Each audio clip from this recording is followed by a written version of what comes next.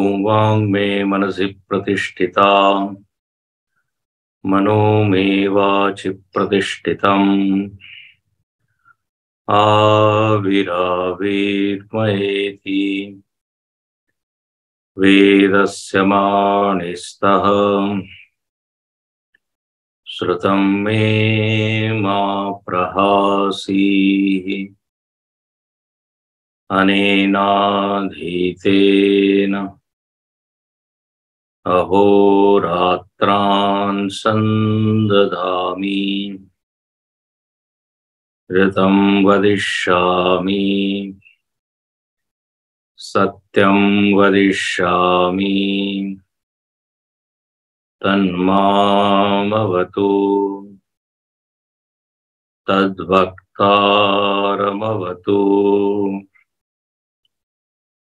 अवतु माम् अवतु वक्तारम् अवतु वक्तारम्। ॐ शान्ति शान्ति शान्तिः। समस्त जनकल्याणे निरतं करुणामयं नमामि चिन्मयं देवं सद्गुरुं ब्रह्मविद्वरम् सद्गुरुं ब्रह्मविद्वरम्। ॐ पूर्णमदः पूर्णमिदं पूर्णात् पूर्णमुदच्यते पूर्णस्य पूर्णमादाय पूर्णमेवावशिष्यते। ॐ शान्ति शान्ति शान्तिः।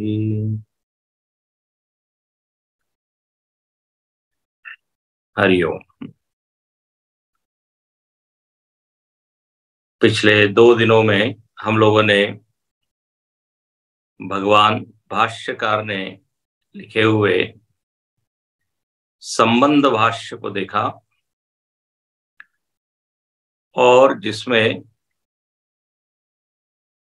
उपनिषद का क्या विषय है इसको समझने का प्रयत्न किया। इस उपनिषद का अधिकारी कौन है, कौन योग्य व्यक्ति है जिसको इस उपनिषद ज्ञान में रुचि आएगी, जिसको इस ज्ञान में सार्थकता नजर आएगी, वो हमने देखा। अब हम मूल जो मंत्र है उपनिषद के उसमें प्रवेश करते हैं। पहला मंत्र हम बोलेंगे, आप लोग दोहराइएगा। ओम ईशावास्यमिदं सर्वम् ओम ईशावास्यमिदं सर्वम् यत्किंच जगत्यां जगत् यत्किंच जगत्यां जगत् तेन त्यक्तेन भुञ्जीथाः तेन त्यक्तेन भुञ्जीथाः मा गृधः कस्य स्विद्धनम् मा गृधः कस्य स्विद्धनम्। श्रुति माता यहाँ प्रारंभ करती है। शुक्ल यजुर्वेद का ये उपनिषद है।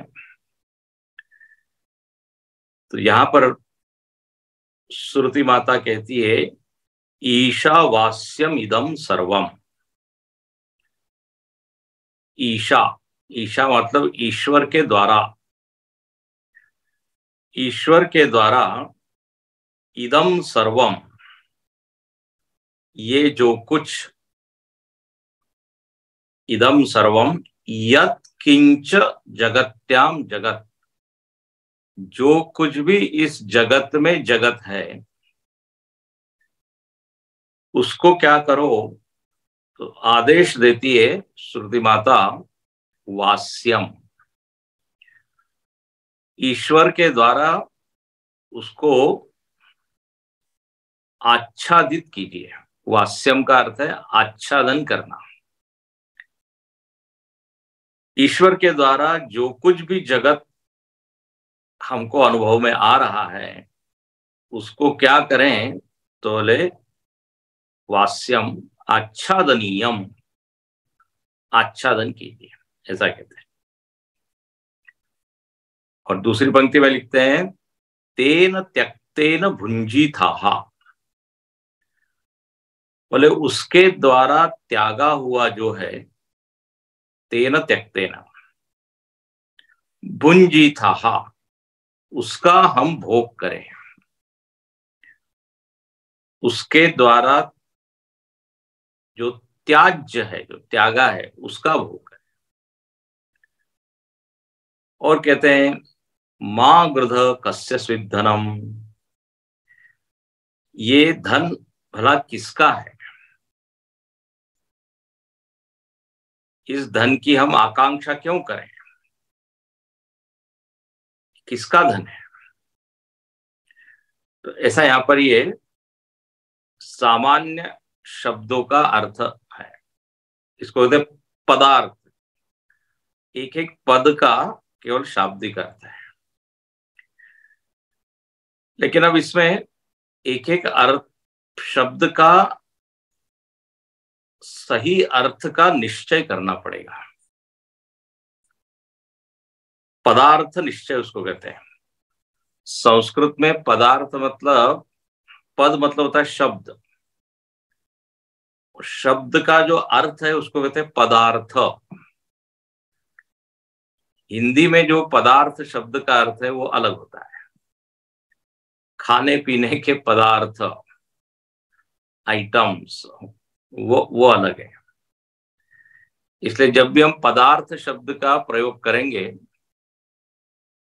आपको उसका अर्थ सही मालूम होना चाहिए। तो यहां पर पहला ही शब्द आता है या पहला ही पद है, उसको कहते हैं ईशा।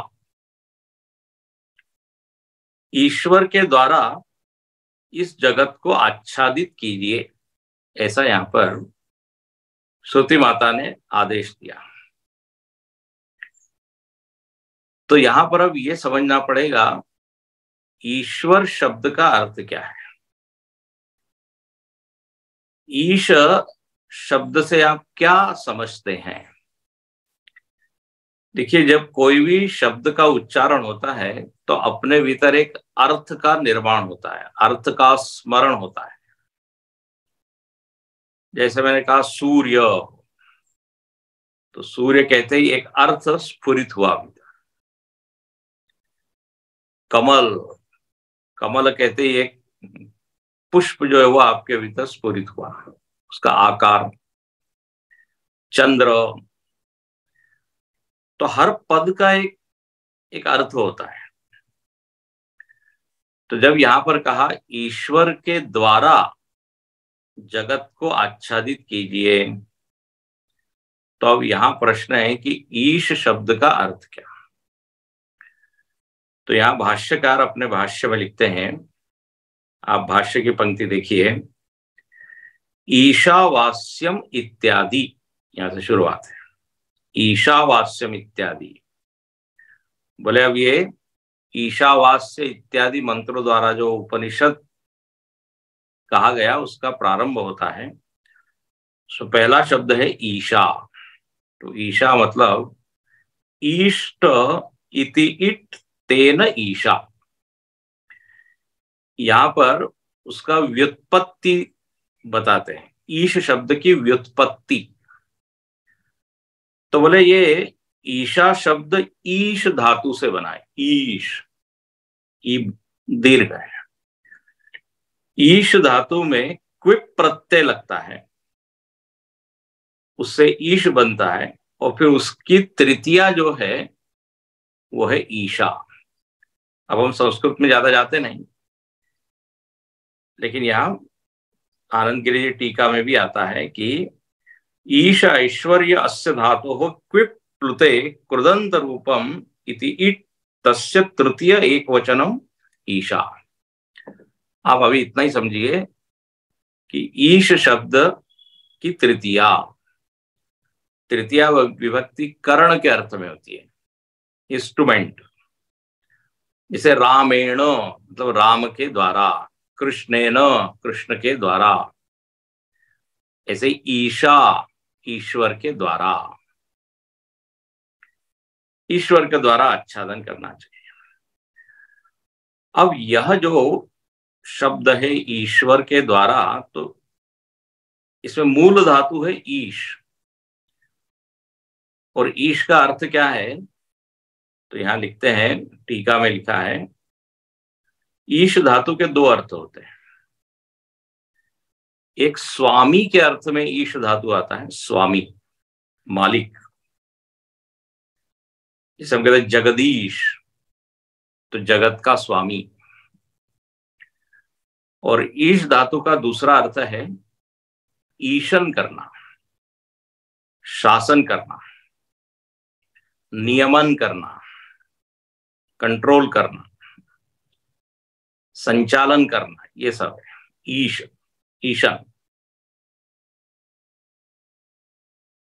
तो अब अर्थ क्या हुआ कि ईश्वर कौन है? तो बोले जो जगत का स्वामी है, जगत का मालिक है, और दूसरा क्या है? वो शासन कर रहा है। अब जरा इसके ऊपर खूब चिंतन करते हैं, हम विचार करते हैं। ये एक शब्द ही काफी गहन है चिंतन के लिए। ईश्वर मतलब उसमें दो चीजें हैं, शासन और स्वामित्व। देखिए, किसी को यदि आप स्वामी बना दे, मालिक बना दे, और उसमें यदि कोई शासन की सामर्थ्य न हो, तो वो मालिक मतलब या स्वामी क्या है? केवल पपेट है, कुछ कर नहीं सकता। तो क्या क्या फायदा आया?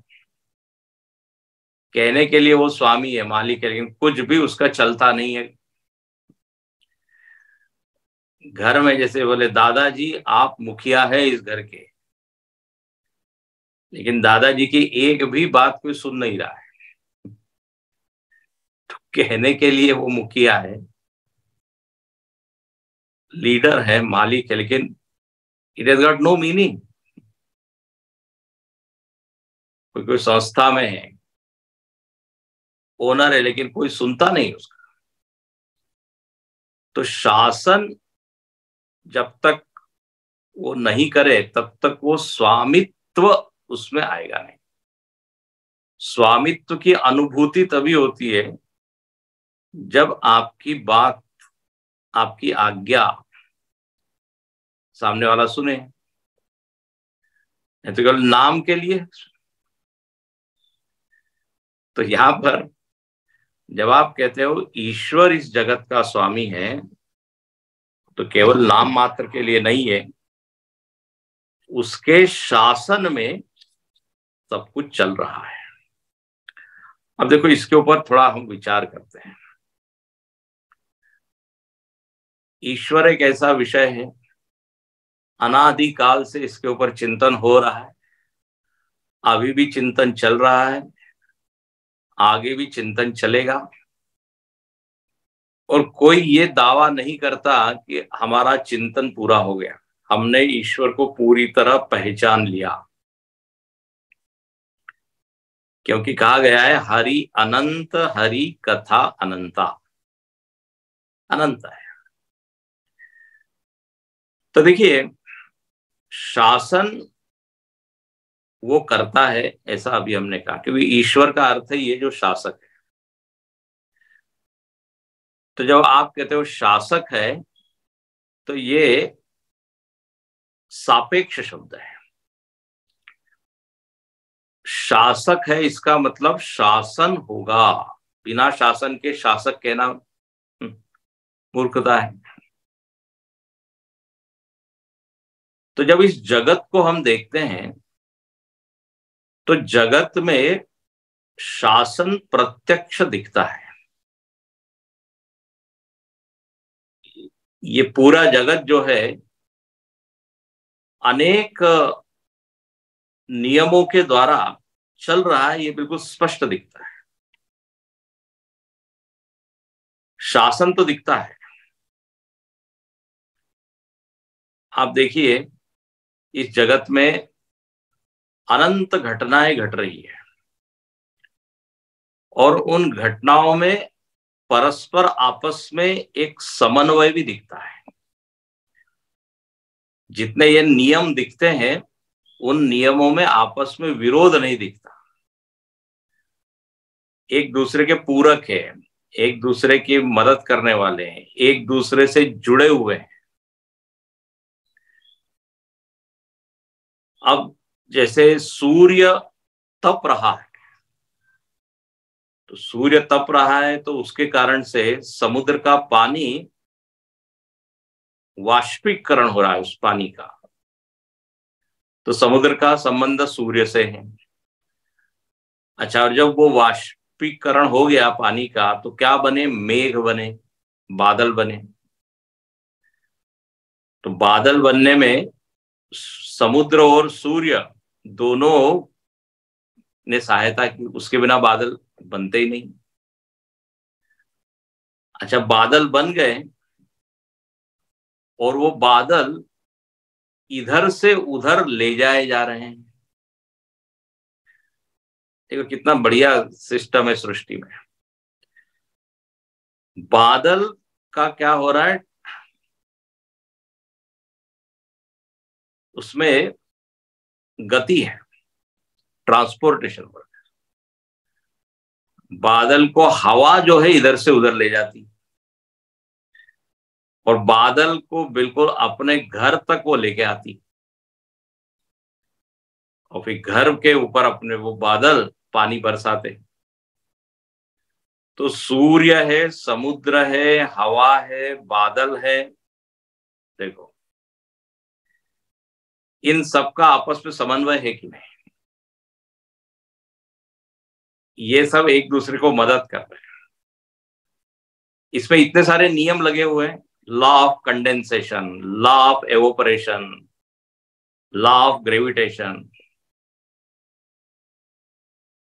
पानी देखिए वाष्पीकृत होता है और कुछ दिनों तक ऊपर ही रहता है, स्टोरेज है। बादल मतलब क्या? स्टोरेज है।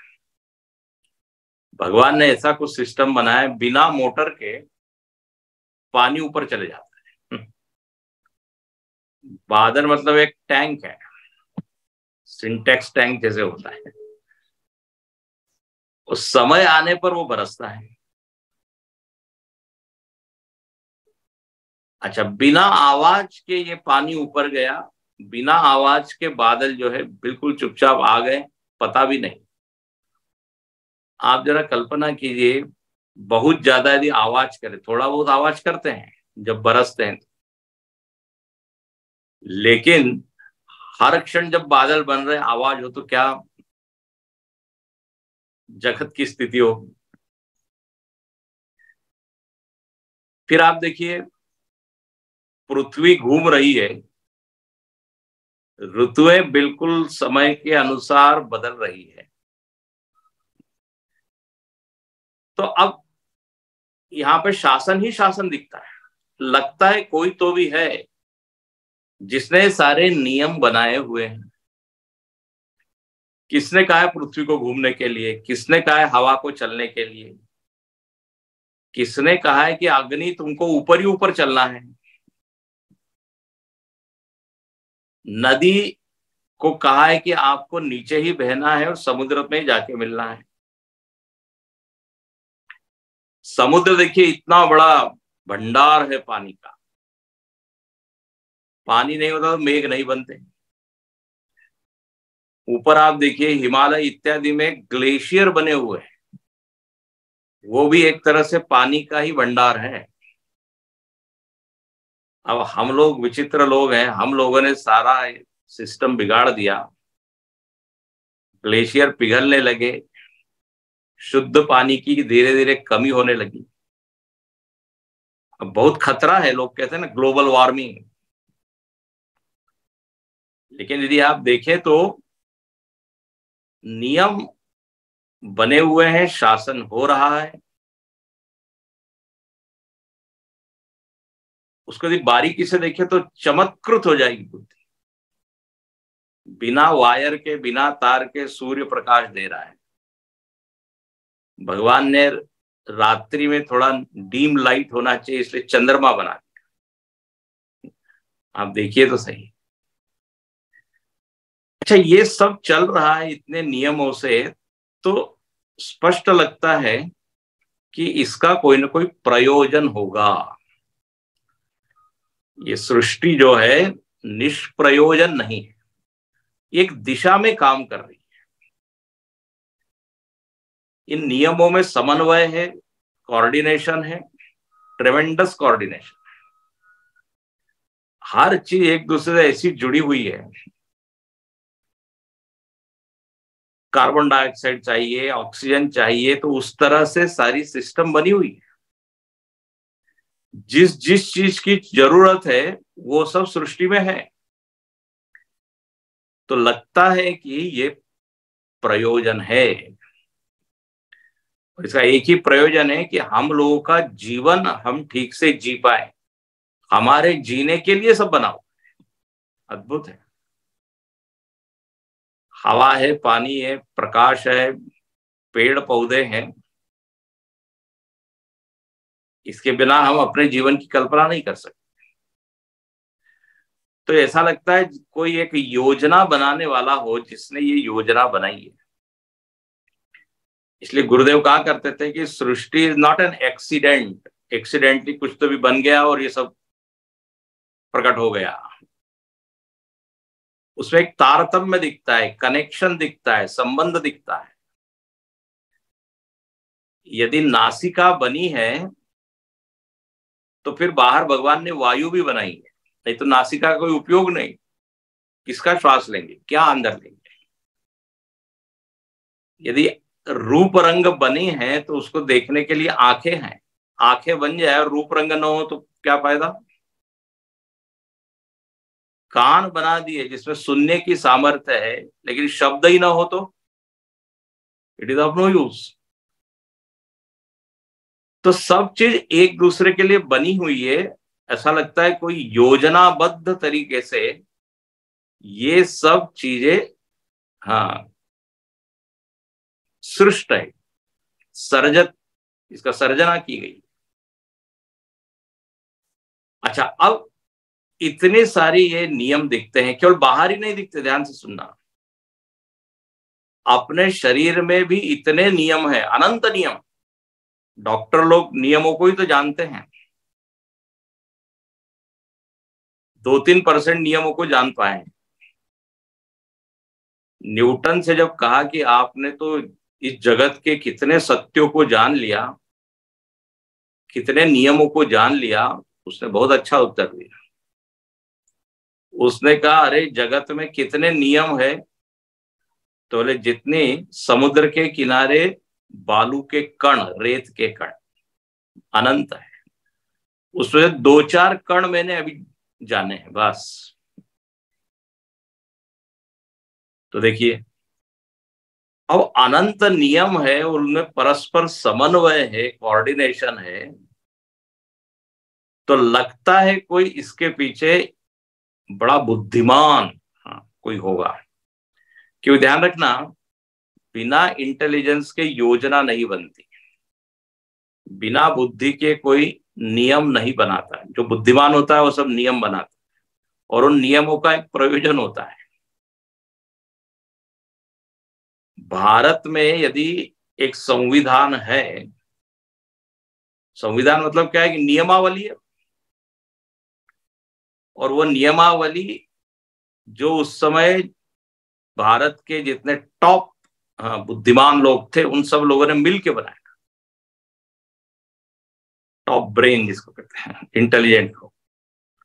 और वो किस लिए बनाया, प्रयोजन है कि हमारा देश ठीक से चले।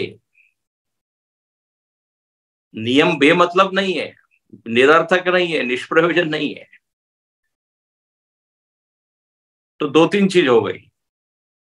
शासन है तो कोई शासक होना चाहिए। वो शासक बुद्धिमान होना चाहिए, जिसने काफी विचार किया हो। अब देखो, भगवान ने विचार किया कि पक्षियों को यदि उड़ना है तो उनके शरीर को हल्का बनाए। देखिए ना, इसने बड़ा अच्छा कहा कि जो बड़े बड़े फल है, कद्दू इत्यादि, हाँ, वो यदि ऊपर उसके पेड़ यदि बड़े होते तो किसी के सिर पे गिरता तो, इसलिए भगवान ने उसको नीचे बनाया। उसका केवल एक लताई होती। बड़ी बुद्धिमानी से सब किया, दिन रात बनाया। बोले व्यक्ति को रेस्ट करना चाहिए तो आराम करने के लिए रात बनाई, तो काफी उसमें बुद्धि दिखती है। तो बुद्धिमान कोई है जो शासक है। अब शासन केवल बाहर ही नहीं दिखता, अपने अंदर भी देखिए। भोजन तो बनाया है, लेकिन भोजन बनाने का नियम भी भगवान ने बताया, पाचन तंत्र बनाया है। हम पचाते नहीं हो, बस पच जाता है। कोई ऐसा नहीं कहता कि अब मैंने भोजन किया है, अब जरा मैं पचा लेता हूं इसको। अब रक्त तो भगवान ने बना दिया, अब मैं उस रक्त को पूरे शरीर में दौड़ाता हूं। नियम के अनुसार वो दौड़ रहा है, सिर से लेके पैर तक। शरीर के नियम, बोलने का नियम, सुनने का नियम, देखने का नियम, अद्भुत है। मेडिकल साइंस अभी 2-4% जान पाया है। डॉक्टर लोग खुद कहते हैं, यदि डॉक्टर लोग 100% सारे नियमों को जान ले तो फिर तो व्यक्ति का मरण ही ना हो। वो कहते हैं कि हम केवल प्रयत्न कर सकते हैं हमारी अल्प बुद्धि के अनुसार। तो हृदय धड़कने का एक नियम है, ब्रेन काम कर रहा है उसका एक नियम है, मन के नियम है, कामात क्रोधो भी जायते, ये एक नियम है। यदि गुस्सा आ रहा है तो कब आएगा, तो बोले उसका एक नियम है, जब आपकी इच्छा में कोई बाधा बनेगी तब ही गुस्सा आएगा। उल्टा करके देख लीजिए, कोई अपनी इच्छाएं पूरी कर रहा है, गुस्सा आता है क्या उसके? खुशी होती है, प्रेम आता है, अरे वाह हमारी इच्छा आपने पूरी की। जिमि प्रति लाभ लोभ अधिकाई, लोभ का नियम है।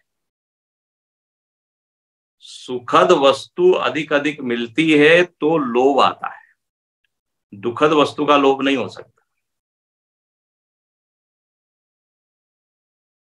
लाभ होता है तो लोभ आता है। यदि आपको स्मरण करना है किसी चीज की, तो आप उसी चीज का स्मरण करोगे जिसका पहले अनुभव है। तो ये नियम है, पूर्वानुभूत चीज की ही स्मृति होती है, स्मृति का नियम है ये। जिसको आपने कभी अनुभव नहीं किया, याद करके देखिए। ये जो साइकोलॉजी वाले लोग हैं, ये मन के ही तो सारे नियमों को समझने का प्रयत्न करते हैं। सिगमंड फ्रायड वगैरह, जिन्होंने मनोचिकित्सक, मनोवैज्ञानिक, 3 तरह का मन है, कॉन्शियस मन और अनकॉन्शियस और सब कॉन्शियस, उन नियमों को खोजते हैं। तो अंतर बाह्य एक नियमों का ताना बाना बुना हुआ है, एंड एक व्यवस्थित ढंग से सब चल रहा है, तो सहज ही ईश्वर का एक अनुमान होता है। ध्यान से सुनिए, जब शासन दिख रहा है, योजना दिख रही है, नियम दिख रहा है, तो उसके पीछे कोई एक नियामक होगा, कोई एक योजक होगा, इसका अनुमान होता है। शासन प्रत्यक्ष है, लेकिन शासक प्रत्यक्ष नहीं है। कौन है? गाना है ना, कौन चित्रकार है, हरी हरी है वसुंधरा, ये कोई तो भी है, कौन है? उसके बारे में काफी क्या है, मतांतर है, लेकिन कोई है। ये तो अनुमेय है, ईश्वर एक अनुमेय है, अनुमान का विषय। तो बुद्धिमान है वो, ये भी समझ में आता है। और ध्यान रखना, बुद्धिमान के साथ वो बलवान भी है। यदि बल किसी और के पास हो, बुद्धि किसी और के पास हो, तो फिर जो है वो पूरी तरह स्वामी नहीं कहलाएगा, पूरी तरह शासक नहीं कहलाएगा। उसको एग्जीक्यूट करने के लिए जो उसकी योजना है, जो उसने सोचा है, उसको बनाने के लिए जो शक्ति चाहिए, वो शक्ति भी उसके पास होनी चाहिए। इसलिए ईश्वर को क्या कहा गया, सर्वज्ञ भी है और साथ में सर्वशक्ति भी है। सर्वशक्ति, सर्वशक्तिमान भी कहते हैं। तो बुद्धिमान भी है, बलवान भी है। अब कोई कहेगा कि ये बल तो हमारा है, हम क्यों ऐसा ना माने कि हमारा है बल। ध्यान से सुनना, यदि ये बल हमारा ही होता तो ये निरंतर हमारे पास रहता। ध्यान से सुनिए, देखने की शक्ति, सुनने की शक्ति, चलने की शक्ति, ये हमसे ले ली जाती है, धीरे धीरे क्षीण होती है। इसका मतलब ये है ये किसी और की थी, उसका उपयोग करने के लिए आपको ये दी थी, अपना मानने के लिए नहीं। हाँ, ये बल जो है इसका उपयोग करना है। मनुष्य ने गलती क्या की, उसने समझा मेरा ही है, अहंकारी हो गया। अब ट्रेन में आप बैठे हैं तो वो ट्रेन की सीट है, उसका उपयोग करने के लिए आपको दिया है ना, स्वामित्व कहाँ है उसमें। उपयोग करके यात्रा कीजिए, उतरिए। नहीं नहीं, बोले अब ये सीट तो मेरी है, मैं बैठा था, इसको मैं उखाड़ के ले जाऊंगा, पुलिस का डंडा पड़ेगा। तो ये जो बल है, इसलिए हनुमान जी ने रावण को समझाया कि ये बल तुम्हारा नहीं है, जाके बल लवलेस ते जितेऊ चराचर जाई, तासु दूत में जाकरी हरि आने उपरा। बोले उस बल का एक अंश तुम्हारे पास है और उसका उपयोग करने के लिए तुमको दिया है, अच्छे से शासन करो, लोगों को खुश करो। लेकिन तुमने क्या किया, अपना मान के उसका दुरुपयोग करना शुरू किया। बोले इसका दंड मिलेगा, और ऐसा जबरदस्त दंड मिला है कि रावण के घर दिया न बाती, कोई बचा नहीं। प्रहलाद जी ने भी हिरण्यकश्यपु को यही समझाया। जब हिरण्यकश्यपु ने पूछा किसके बल से तुम बच जाते हो, इतना हम आपको पीड़ा दे रहे हैं फिर भी, प्रहलाद जी ने भी यही उत्तर दिया, बोले जिसके बल से आप लोगों को परेशान कर रहे हैं। बल इज सेम, बल वो एक का ही है।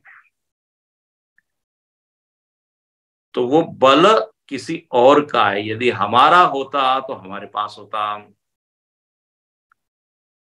तो अनुमान से क्या सिद्ध होता है, बोले एक शक्ति है, इसके बाद ज्ञान भी है, नियम बनाने के लिए जो विचार चाहिए वो है। तो ऐसे इस ईश्वर को लोगों ने क्या किया, स्वीकार किया, माना कि है एक। तो ईशावास्यम, बोले उस ईश्वर के द्वारा आच्छादन की। ये ईश शब्द देखिए बहुत चिंतन मांगता है। अब देखिए, अनुमान तो हमने कर लिया उस ईश्वर का, लेकिन एक बात होती है अनुमान में, पूरी तरह ज्ञान नहीं होता। जब भी आप अनुमान प्रमाण का उपयोग करते हो, आंशिक ज्ञान होता है कि हाँ है, लेकिन वो कितना बड़ा है, कैसा है, कहाँ है, इसका पूरी तरह ज्ञान होता नहीं। जैसे धुआं देखकर आपने अग्नि का अनुमान किया, हाँ, ये बड़ा प्रसिद्ध है, जहां जहां धुआं है वहां अग्नि है। तो अग्नि है ये तो ठीक है, ये तो ज्ञान हो गया, लेकिन वो अग्नि कितनी बड़ी है, उसका तापमान कितना है, उसका रंग कैसा है, उसका आकार कितना है, कितनी क्षेत्र में वो फैली हुई है,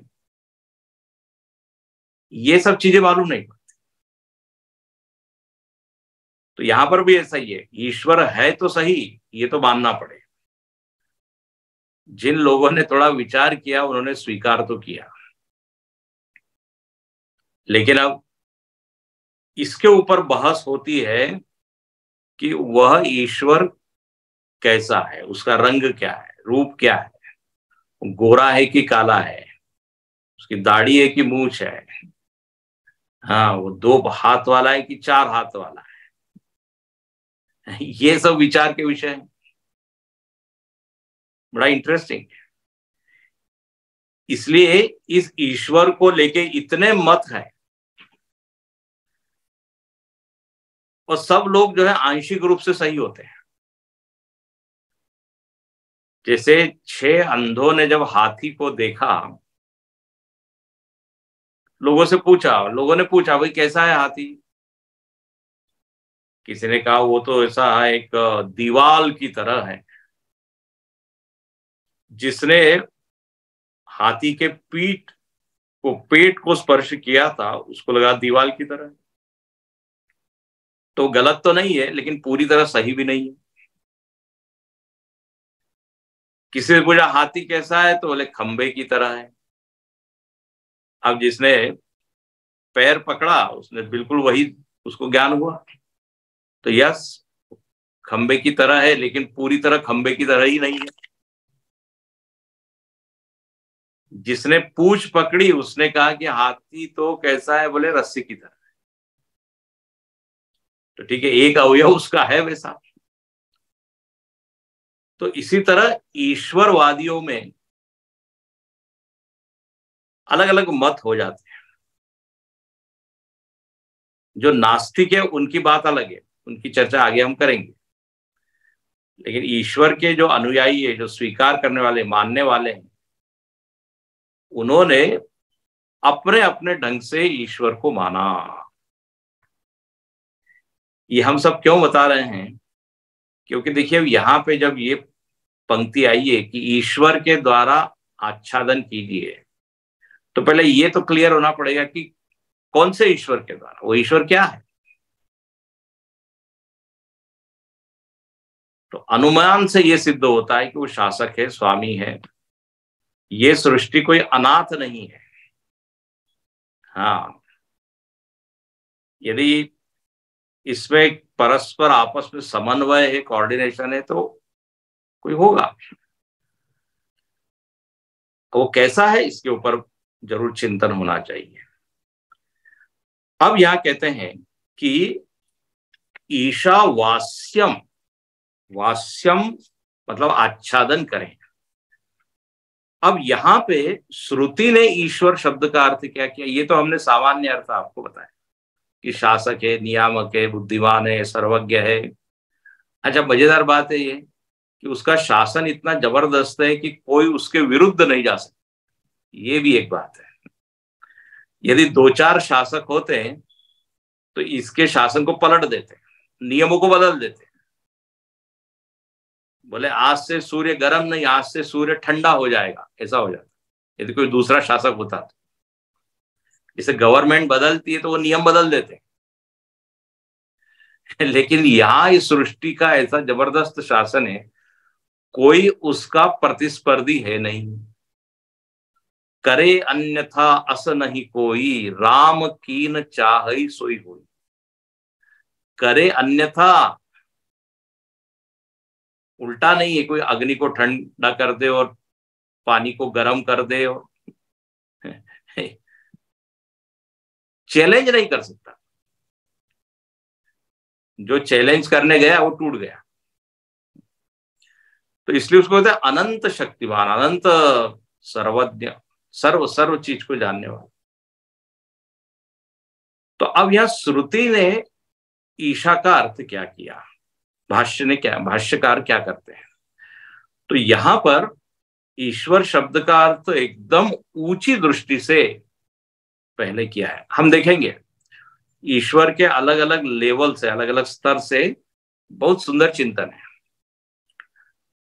तो यहां लिखते हैं भाष्यकार, ईशा ईष्ट इति ईट तेन ईशा, ये संस्कृत का के द्वारा बताया कि ईश शब्द की तृतीया ईशा है। और ईशा मतलब क्या? ईशिता, परमेश्वर, परमात्मा सर्वस्य, ये पहला शब्द हो गया। बोले ये जो ईश्वर है ये क्या है? परमात्मा सर्वस्य, सबकी आत्मा है।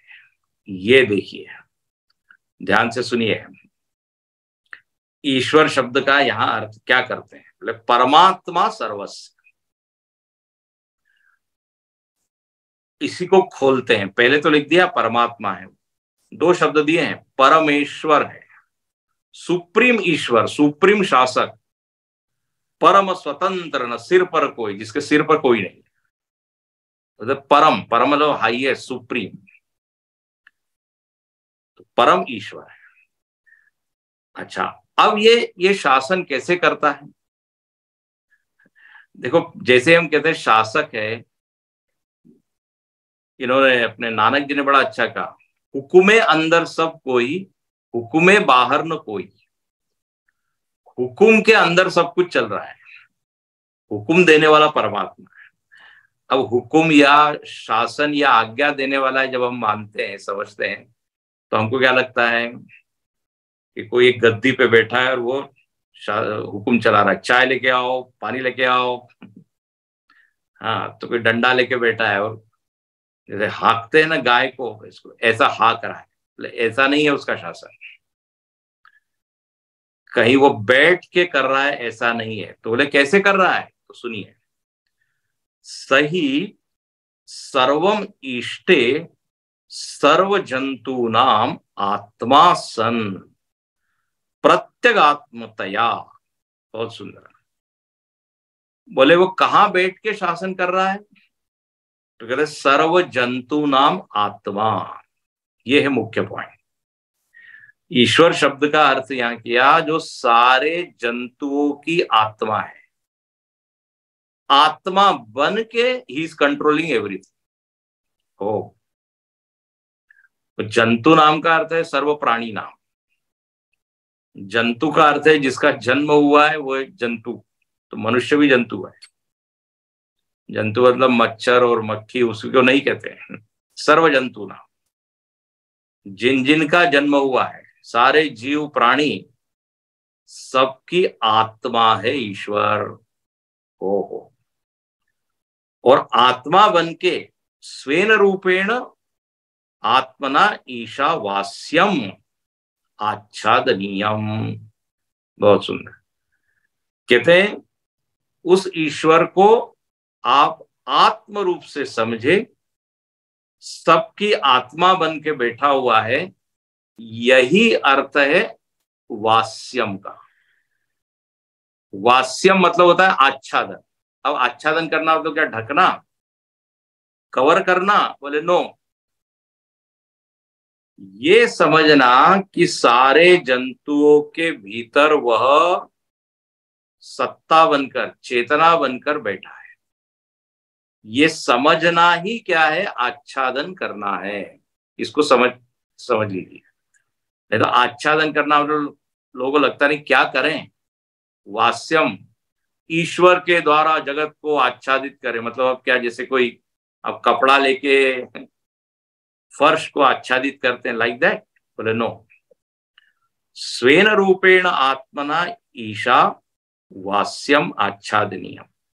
उसका अर्थ यह है कि ईश्वर को आप कहीं सातवें आसमान पे मत बिठाइए, ये समझिए, ये जानिए कि सबकी अंतरात्मा बन के वो शासन कर रहा है।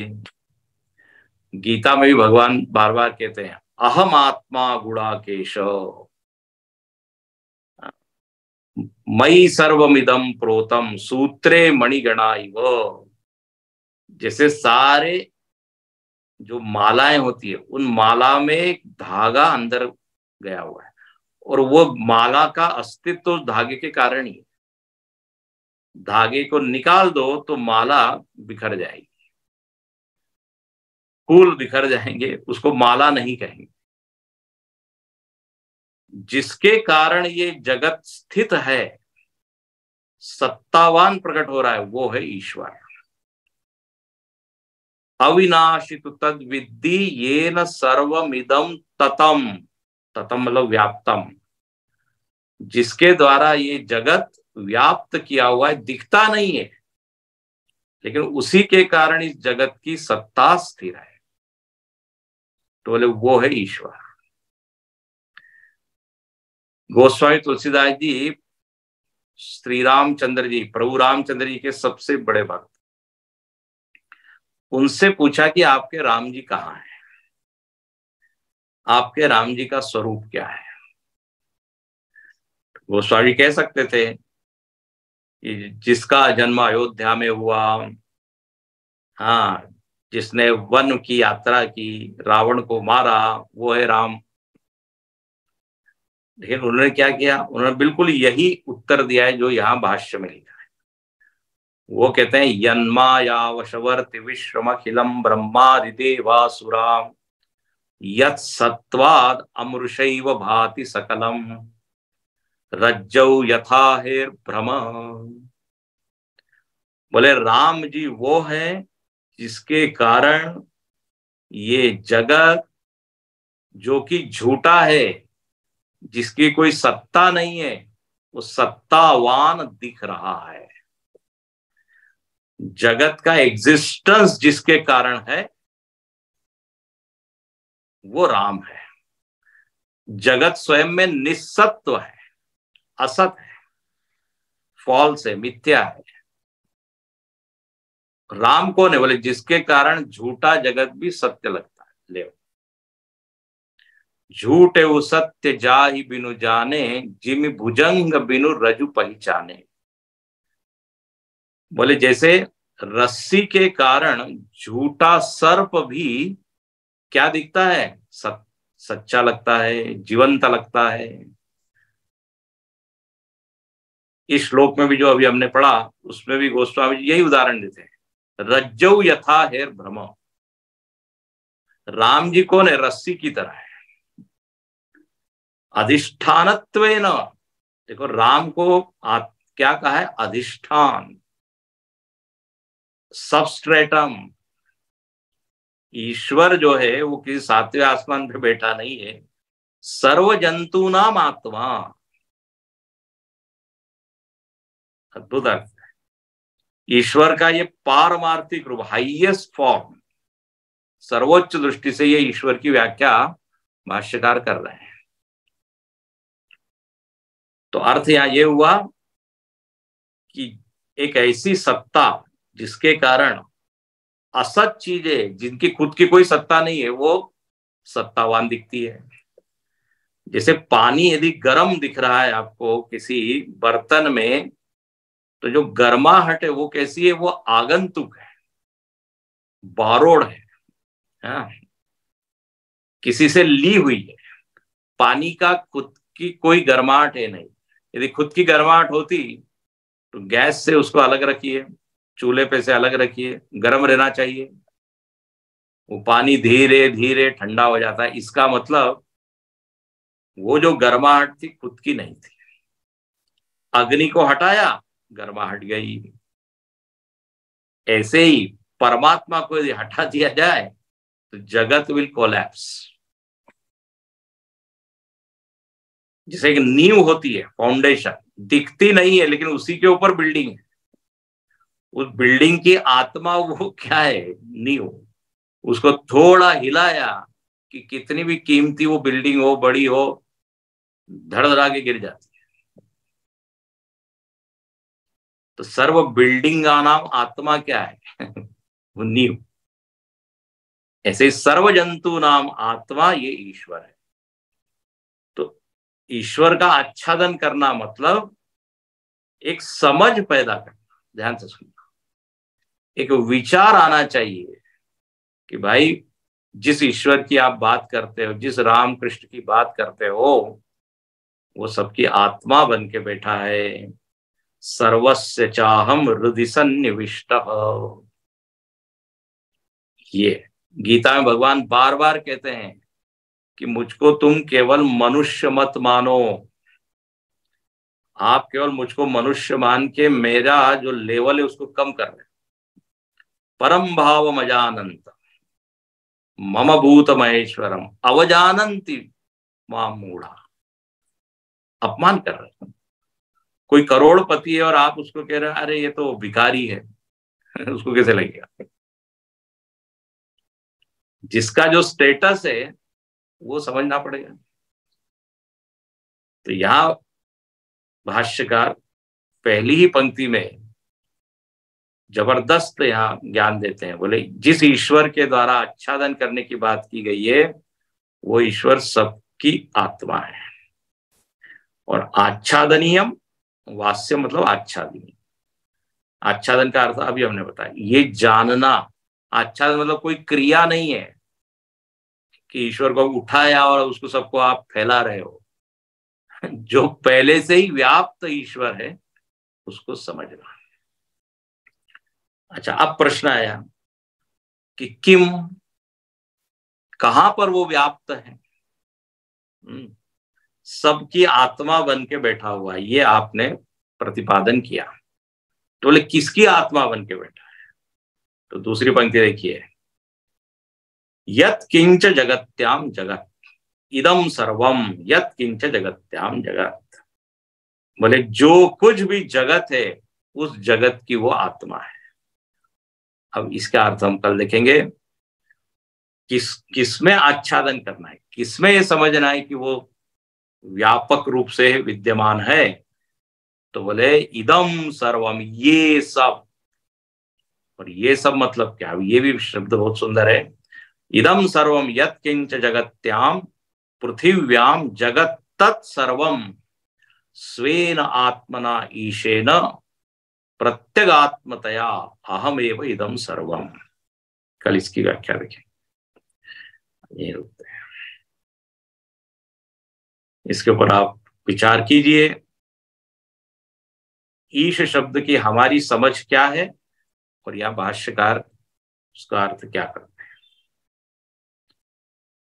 ओम पूर्णमद पूर्णमिदं पूर्णात् पूर्णमुदच्यते पूर्णस्य पूर्णमादाय पूर्णमेवावशिष्यते।